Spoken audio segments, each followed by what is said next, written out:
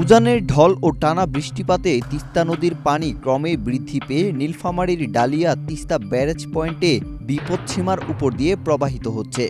এতে পানির চাপ নিয়ন্ত্রণে ব্যারেজের ৪৪টি গেট খুলে দিয়েছে কর্তৃপক্ষ।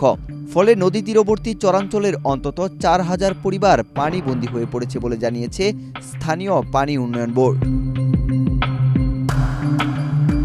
সোমবার রাত থেকে পরিস্থিতির অবনতি শুরু হয়। ভারতের গজলডোবা ব্যারেজের একাধিক গেট খুলে দেওয়ায় তিস্তার পানি দ্রুত বৃদ্ধি পেয়ে ডালিয়া পয়েন্টে বিপদসীমা অতিক্রম করে। পানি উন্নয়ন বোর্ড সূত্রে জানা যায়, স্যান্ডেলিনা সো রূপচর্চায় আভিজাত্য।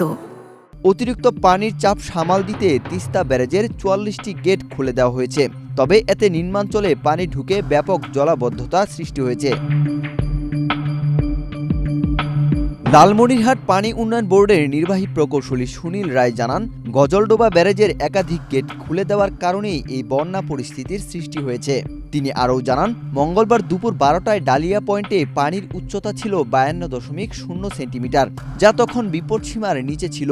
তবে বিকেল ৩টায় তা বেড়ে ৫২.১৬ সেন্টিমিটার হয়, যা বিপদসীমার প্রায় ১০ সেন্টিমিটার উপরে প্রবাহিত হচ্ছে।